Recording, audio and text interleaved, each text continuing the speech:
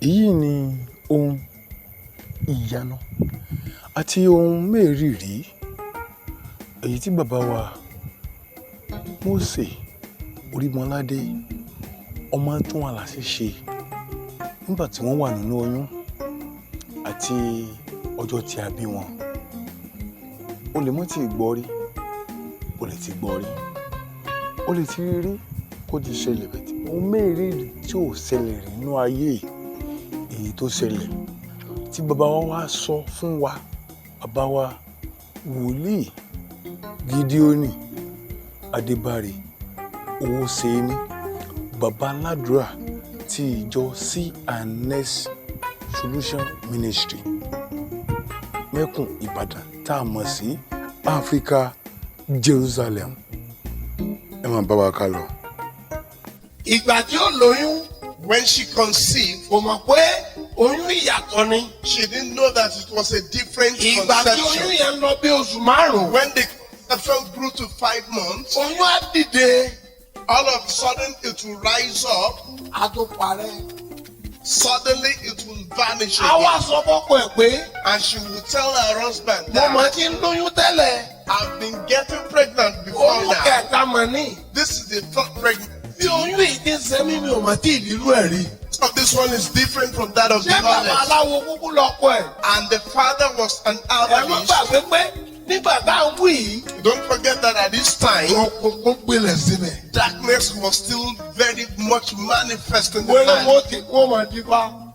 And within no time, they consulted the Ìbá wa sọ oracle. fún òjijì ọ̀rọ̀ tán pé The oracle now told Odijoroton ọmọ that tó bí this child you will deliver alágbára ọmọ ni o. is a powerful one Ìyanu ni. and is a Àti wonderful pé one, and that ikọ̀ Elédùmarè ni. is also a messenger of the living God. Nígbà tí oyún di oṣù kẹjọ, When the pregnancy got to the 8th month, òdíjọ̀rọ̀ tó wá wò pé Odijoroton now saw bí that oyún yìí ti ń ṣe mí. as this pregnancy is doing, Ǹjẹ́ ńgbà tí oṣù mẹ́sàn-án fi pé by the 9th month, ǹjẹ́ ó lè lọ sóko mọ́? will I be able to go to the farm again and gather Ẹ bá firewood? mà bímọ sílé. And if I deliver at Màá home, mà nídìí gidi fi dáná. I will definitely need firewood that will be used to make fire. Ó wá lọ sa igi jọ. And she went to the farmer and she was gathering Ó firewood. lọ sa igi She jọ. was gathering firewood. Nígbà tó ń sa igi, By the time she gathered firewood, ó sa igi jọ. she gathered the Ó firewood, sa igi jọ. she gathered it, Igi pọ̀. and it became humongous. Ó wá máa mu díẹ̀díẹ̀. And she decided to be taking Tí them bá little gbé by díẹ̀ lọ́lé little. lónìí, If I take little home tó today, bá dọ̀la màá tún gbé I'll díẹ̀. come tomorrow, I'll take little home again. Àmọ́ kí wọ́n má bàa máa yọ nínú igi mi. But for them not to be stealing out of the one I've gathered, Ó mú okùn kan tá à ń pè ní okùn àgbà. she took one rope Ó fi di igi yẹn lọ́nà mẹ́ta. and she used it to tie the firewood in 3 places. Nígbà tó di lọ́nà mẹ́ta, When she tied it in 3 places, kékeré tó fẹ́ gbé, the smallest one she wanted to ó carry, bẹ nílẹ̀. that one was on the ground. Ibi tó ti ń digi, As she was gathering, tying the firewood, ọmọ inú rẹ̀ sọ̀rọ̀ pé, the baby in the womb spoke. ìyá mi, My mother, ìyá mi, my mother. igi tó ti sílẹ̀ nìkan gbé lọlé. This big one is the one you should take home. And the mother now Èèyàn ní bá was mi sọ̀rọ̀ ni. that who is the one talking with me here? Àbí èrò tara. Is it my thought or is there Tó wá someone wò here? nínú ọkàn rẹ̀ pé, She now decided in her mind that tó bá jẹ ìgbádùrú igi yìí, even if I'm going to carry something as big ta as ni this, yóò gbèrú mi? who was going to assist me to put it on my Ìdí head? tí ọmọ inú rẹ̀ ti sọ pé, And that was when the baby in the womb now spoke again. ìyá mi ọjọ́ bẹ̀rẹ̀ kó gbé ẹrù. That bend down and carry your load. Nítorí pé àwa tá a wà níbí àwa ó gbèrú o. Because we that are here, we will assist you in Pẹ̀lú ìbẹ̀rù carrying àti the load. ìgboyà. With fright, Ìyá béèrè wípé the woman asked, ìwọ ta ló ń sọ̀rọ̀. who are you that speaketh Ọmọ with inú me? rẹ̀ dáhùn pé The baby in the womb answered, èmi ọmọ inú rẹ̀ ni. that I am the baby in your womb. Ọmọ inú mi. My fetus, Ah, the pregnancy I'm carrying, ọmọ inú ti lè sọ̀rọ̀. how can a pregnancy speak? Ibi tí ìyá ti ń gbọ̀n. As the woman was getting jittery, Igi dìde nílẹ̀. Igi bọ́ sí ìyá the lórí. firewood came upon her head. Igi tí ènìyàn mẹ́jọ ò bá rù. What 8 people should have carried Ó bọ́ sórí ìyá. came upon a single woman, Ó wá fúyẹ́ gẹ́gẹ́gẹ́. and it was light. Kò sí sọ̀kalẹ̀. She could no longer put it down, Òdíjọrọ̀ tó ń sáré. and she was now running towards the hole. She was running towards hole Pẹ̀lú ìbẹ̀rù. with fright. That Ọ̀ràn wo ni? what kind of wonder is this? Àbẹ́bọra ní bá mi sọ̀rọ̀. Is it a gnome that has been talking with me? Ibi tó ní rìn pẹ̀lú ìbẹ̀rù. As she was walking with fright, Ó fẹsẹ̀ kọ.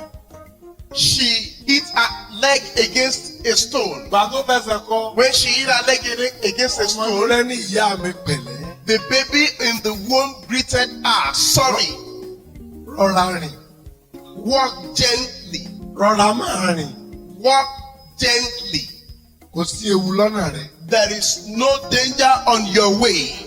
Adé. It became another thing Bí gbogbo entirely. ènìyàn ní pàdé òdíjọrọ̀ tán. As people were meeting Odijoroto on the way, Bẹ̀rù yìí. this kind of load, Ọ̀rọ̀ ò ṣe é sọ. she couldn't say anything to Ìgbà them. tí ó fi délé. By the time she got home, Ó ju igílẹ̀ lágbàlá. she threw down the load of firewood.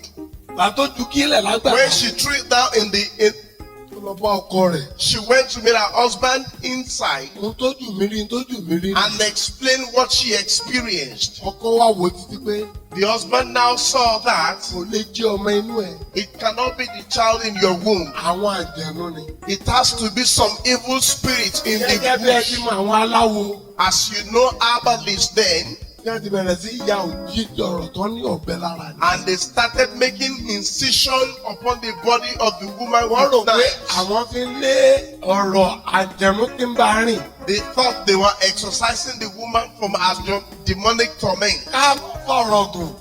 For us not to cut the long story short, Ọjọ́ tó mọ ọ̀ràn ń bọ̀ wá sáyé rè. by the time the child was going to come to the world, Ọjọ́ tó ń bọ̀ wá sáyé by pé the time the child was going to come to the world, ìyá Mósè Orímọládé bẹ̀rẹ̀ sí rọbí. the mother of Moses Orimolade went into labor. Ó ń rọbí. She went into the pains of labor. Ọjọ́ kìíní kò rí ọmọ The bí. first day, no delivery. Ọjọ́ kejì kò rí ọmọ bí. Second day, no delivery. Ọjọ́ kẹta kò rí ọmọ The bí. third day, no delivery yet. Wọ́n pe gbogbo àwọn onífá tí ń bẹ nílùú They Ìkàrẹ́. consulted all the herbalists and Ifa oracles. Ẹ jọ̀ọ́, Please, ìyàwó tún ọlọ́dẹ. the wife of Kò Tuolashe gbọ́dọ̀ kú sí ìkúnlẹ̀. must not die at childbirth. Ẹ̀dífá kí ni bá fẹ́ ká ṣe? Consult the oracle for us. What should we do? Ìfá. When they consulted the Ifa oracle, Ìfá ní. the Ifa oracle told them Wọ́n bá fẹ́ kí ìyàwó tún ọlọ́dẹ ó if bímọ. they want the wife of Tuolashe to deliver safely, Ilẹ̀ lọ́rùn ọba ìlú Ìkàrẹ́. the bee that was upon the king of Ikare, Ó ní kí wọ́n sáré lọ gbà. they should go and obtain the bead Kí wọ́n fi sí ọrùn òdíjọrọ̀ tán. and put it upon the neck of Odijoroto, the woman in delivery. Kò lè nira fún wọn láti lọ gbà á. It was not difficult for them to obtain that Orí tí wọ́n láṣẹ. because Tuolashe Òun ló sì dúró bí olórí onífá. is the one that stands as the head of all the Ifa priests. Ìyàwó rẹ̀ náà sì ló wà ní oyún. And the wife too that was in labor, Àti pé ìdílé tún ọláṣẹ ní máa fi ọba jẹ ní ìlú Ìkàrẹ́. and the family of Tuolashe is the kingmaker in Ikare town. Bàbá tó bí tún ọláṣẹ. The father that gave birth to Òun ni Tuolashe wọ́n pè ní ìsọ̀gàn. is the one called Isogon. Òun ni alágbára tó lágbára dáadáa nílùú Ìkàrẹ́. Gbogbo ilẹ̀ ènìyàn dúdú ló mọ̀ nígbà náà. A powerful herbalist in Ikare land that it was popular all throughout the Yoruba land. Ní wọ́n bá lọ bá ọba Ìkàrẹ́. They went to the king of Ikare. Báyìí This thus saith the Ifa oracle. ká tó wí ká tó fọ̀. Before long, Ọba ti pín ìlẹ̀kẹ̀ fún the wọn. king gave them the beads. Nígbà tí wọ́n délé, By the time they got home, wọ́n pín ìlẹ̀kẹ̀ sọ́rùn. they put the beads upon the woman, Òdìjọ́rọ̀tọ́. the Odijoroto. Ní kété tí ìlẹ̀kẹ̀ dé The ọrùn. moment on her neck, Àtọmọ, the baby àtolóbi, and the other one, àfi wọ̀ nílẹ̀. everything came down. Òun la fi máa kọ nígbà láyé àtijọ́ pé That is why they sang in the olden days ta that ló gbọ́ rí kó wí. and it should say, Ta ló gbọ́ rí kó sọ fún wa. and it should recite it for Bẹ́ẹ̀ni us. kan That for someone to speak when he was even in the womb, òdìdé rìn lọ́jọ́ tí wọ́n bí. for someone to walk on the day he was Ìkọ́sẹ̀ Mósè Orímọ̀ládé. except Moses Orimo, Ọmọ Tọ́lá ṣe The son of bàbá Tọ́lá ṣe. Aládùra. the praying father, Mósè Orímọ̀ládé. Moses Orimolade, Òun lẹ́ni àkọ́kọ́ tó sọ̀rọ̀ nínú oyún. was the first one that talked even while he was in Tó sì his dìde rìn lọ́jọ́ tí wọ́n bí. and he stood and walked upon the very Ní first kété day tí he gbogbo was èyí there. ṣẹlẹ̀ The moment all this happened, tí wọ́n bí. that he was delivered, Bí ọmọ yẹn ti dé ilé ayé. as the baby came to the world, Kò tiẹ̀ tí kúrò nínú ẹ̀jẹ̀. he was even yet to leave the blood. Ó fò sókè ó dìde rìn. He stood up and started walking, Ọ̀ràn dé ọmọ òjò ọmọ inú ẹ̀jẹ̀ dìde rìn. an omen for them. Ó ń wọ olóbi lọ. And he was dragging away. Mo fẹ́ fi àṣírí ńlá kan yín. I want to tell you a big secret. Pé torí olóbi placenta tó wọ́ lọ níjọ́ The náà. placenta that he was dragging along with him, Ìrìn ojú ń kan fún ìrìn. he was in a hurry to walk. Ẹ mú gbàgbé wípé Don't forget that kò lè rìn lọ́rùn. in heaven he had no leg to walk with. Ọ̀pá tí wọ́n fún un gùn.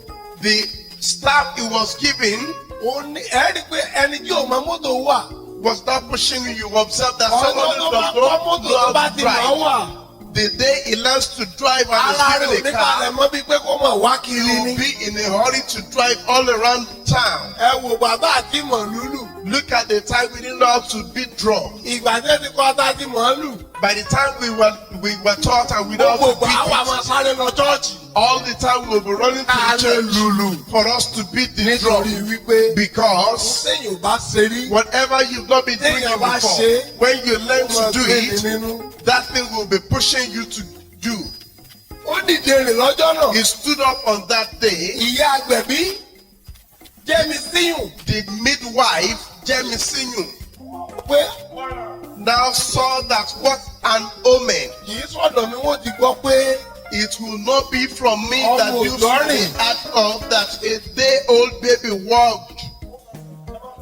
And he stood upon the baby with her legs. ní kété tó fi ẹsẹ̀ tẹ́ mọ́lẹ̀ The mú. moment he stood upon him with her legs, Ọmọ jókòó. the baby sat down, Ó tún dìde. the baby rose Ó again tún fẹ́ mọ̀ rìn. and started walking. Wọ́n tún fẹsẹ̀ tẹ́ The mọ́lẹ̀. woman also pushed her down with her leg. Wọ́n ṣètò olóbi They did something about the placenta. kúrò. They separated the placenta from the baby. Wọ́n wẹ̀. They bathed the baby. Ní kété tí wọ́n wẹ̀ tán. After bathing the baby, Ó tún dìde. he stood up Ó again. tún rìn. He walked. Ìyẹn ló wá mú kí bàbá rẹ̀ That was when the father, tún ọlá ṣe. Tuolashe, Ẹ má gbàgbé wípé don't forget that, babaláwo mo pè é. is an herbalist. Ó wọ yàrá agbára ẹ̀. He went into his spa, room of power. Ṣé lèmi wọ́n ti gbọ́ pé mo bí ọmọ ìsọnù? He sit in my house, they will hear that I gave birth to a bad omen child. Pàṣẹ òògùn. He brought out a charm of staff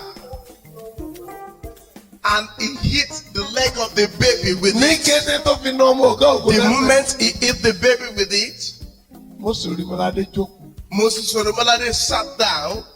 Ìyẹn lẹ fi mọ gbọ́dọ̀ nǹkan máa ń pè ní arọ ni àròkọ. That is why you hear people say, having controversy, that he was lame, he was not lame. Ó ti jókòó nìyẹn látijọ́ náà.